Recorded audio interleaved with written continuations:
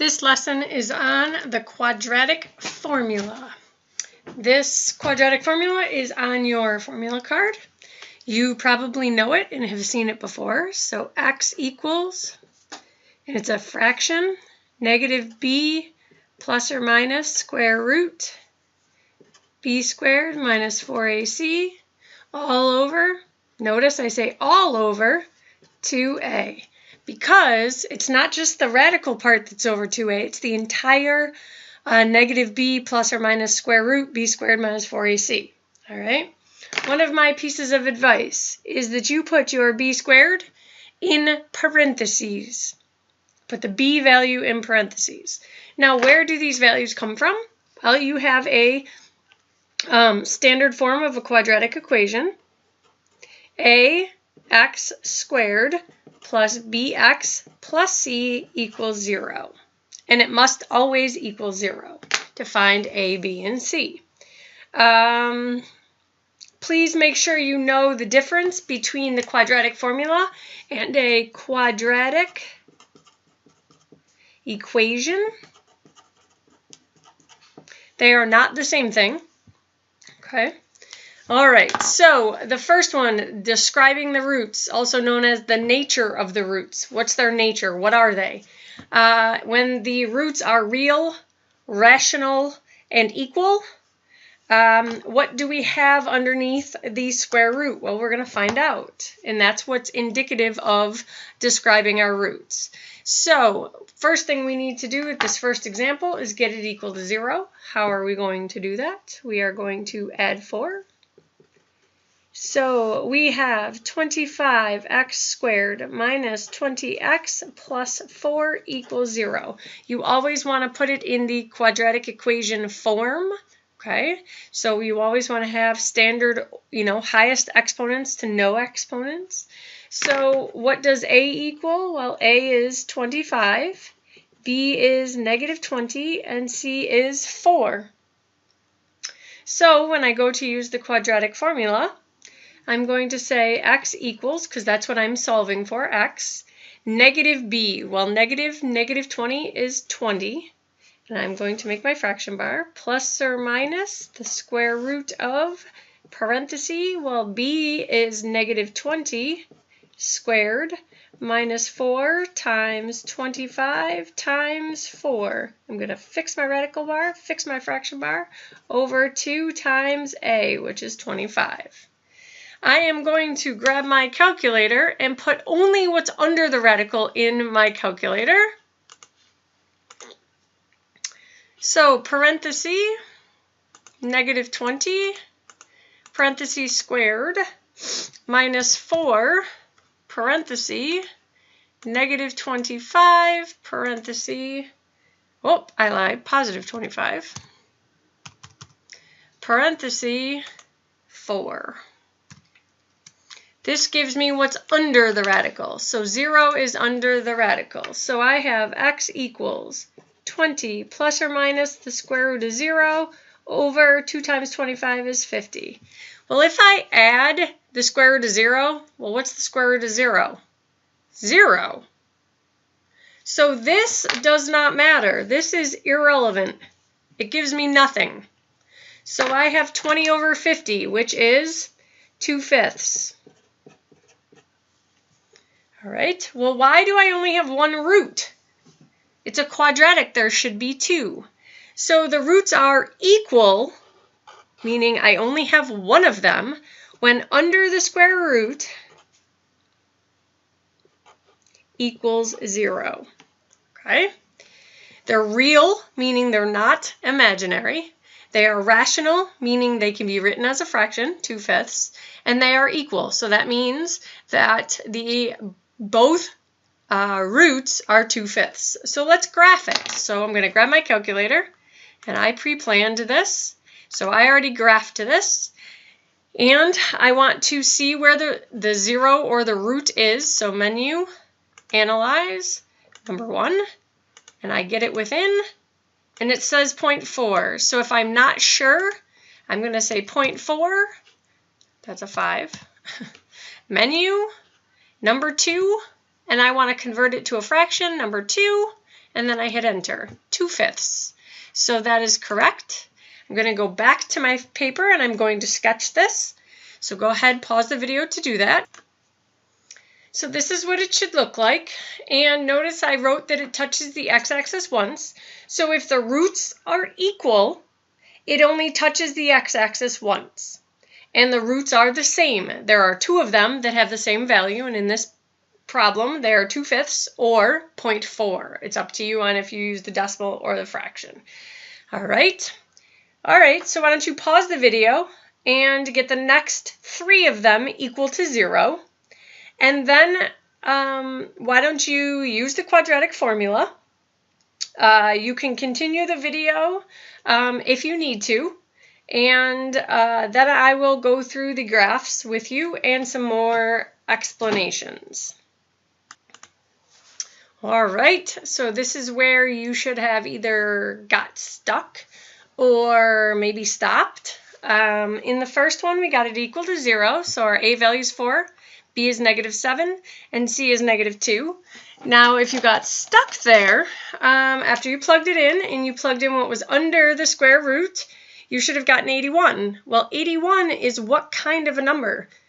Nice and rational, just like 0. That's why these both say rational. But 81 isn't irrelevant. It actually has a value. So we now have, excuse me, 7 plus or minus the square root of 81, which is 9 over 8. So we need to do this math. We need to do 7 plus 9 over 8, and we need to do 7 minus 9 over 8 in our calculators or our heads to get our answers. So 7 plus 9 over 8 is 16 over 8, which is 2. 7 minus 9 is -2 over 8, which is -1/4. So our two roots are real, yes, not imaginary. They're rational, yep, they can be rewritten as fractions, and they are not equal. 2 does not equal -1/4. So under the radical, what do we have? What is special about 81? It is a perfect square. So if you get a perfect square under the radical, then you know that you can get two real, rational, and unequal answers. Well, what does that look like if we graph it? So let's go and let's graph that equation, quadratic equation. So if we graph it, here's what it looks like. Well, how many times did it hit the x-axis? Twice. And where does it hit them? So our zeros, excuse me, are at -1 or 0.25, 1/4, and +2, which is what we said they were. So we're going to sketch this on our paper in that last box. So go ahead, pause the video to do that, just like the previous one. And this is what you should have. And what are we going to write? We're going to write it touches the x-axis how many times? Twice. Well, that's not very helpful. And you'll see why. All right, so let's go to the third one. Now this time we have A is 2, B is 7, and C is -3. Plugged it in the quadratic formula. Underneath the radical, we got 73. Well, notice 73 is not the first case, 0. It is not the second case of a perfect square. And 73 is prime. It can't be broken down.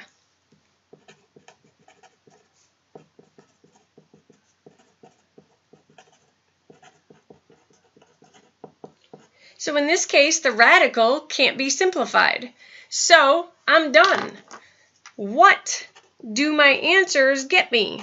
Well, they're real. Notice this is all real. There's no imaginary. It is irrational, though, this time. Where does that irrational come from? I'm going to box it in with the right color. It comes from, the blue part, which is that thing under the radical. Well, that thing under the radical is not a perfect square. So every number that's a perfect square becomes rational and unequal. Every number that is not a perfect square becomes irrational and unequal. Okay? So that's how it looks different. So let's go graph it. So pause the video to graph and see how the graph looks any different, if it looks any different. So here's what the graph looks like. Well, this doesn't look any different than the one before it. And when I go to find my zeros or my roots, they do look a little bit different in that they're nice, not nice decimals. Oh, that one is definitely not nice. Make sure that your calculator, the menu, your settings are under float for display digits, and you hit make default. We want to see all those digits, so I'm going to move this. So you can tell that they keep going without pattern. They can't be rewritten as a fraction. So go ahead, pause, and let's graph that in the last box. Okay, another thing, where did these decimals come from? That's not this. Yes, it is. If I put this in my calculator, I am most certainly going to get these two decimals. So if I do 7 plus the square root of 73 all over 4, I'm going to get 0.386001 blah, blah, blah. If I put in 7 minus the square root of 73 over 4, I'm going to get negative 3.886 blah, blah, blah, blah, blah. It's going to keep going. Okay? So when I look at this graphically, can I tell the difference between rational and irrational? Maybe and maybe not. They both touch the x-axis twice. So the graph is not helpful at all telling between rational and irrational. So don't depend on the graph to tell you either of those. To tell you if the roots are equal, if there's only one of them and you write it twice, yes, the graph is helpful. Okay? Let's look at our last scenario, imaginary. Well, we should already know when we get imaginary numbers. We get imaginary numbers when there is a square root that is negative. So, under the radical,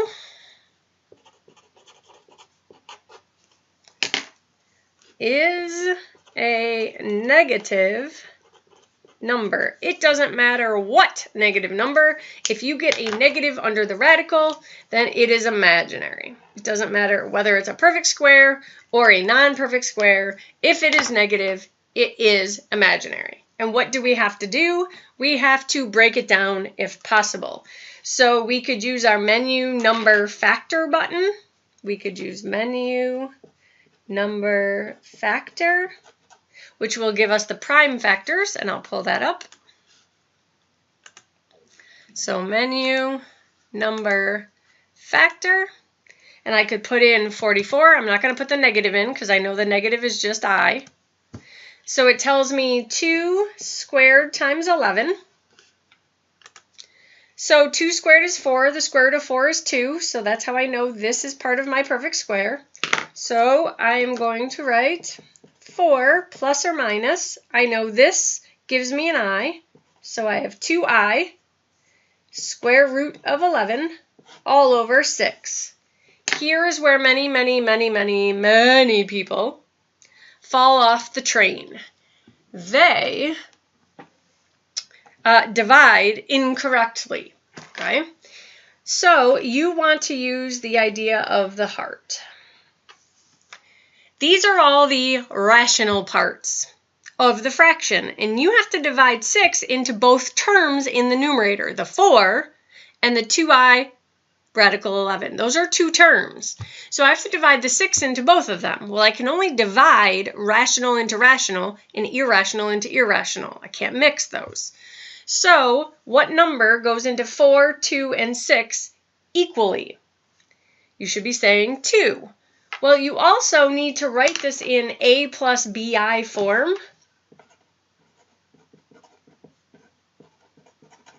So you may want to just say 4 over 6, which is 2/3, plus or minus 2 over 6, which is 1/3. We have the I and the radical 11. Sorry. All right. That is going to take some practice. All right. Maybe you want to write that arrow so you know that. All right, so let's go look at the graph. So I'm going to pull up my graph for my last example. It looks like this. I have a big, huge problem. There are no zeros or roots because the roots must be rational. So if my graph does not hit the x-axis, then I know that the roots are imaginary. So pause and let's go back to our notes and, graph this. And this is what it should look like. And we want to write ourselves that it never touches the x-axis. So if it never touches the x-axis, then the roots are imaginary. That was a lot for today, a lot more than just the quadratic formula. But if you have any questions, don't hesitate to ask in class. Good luck!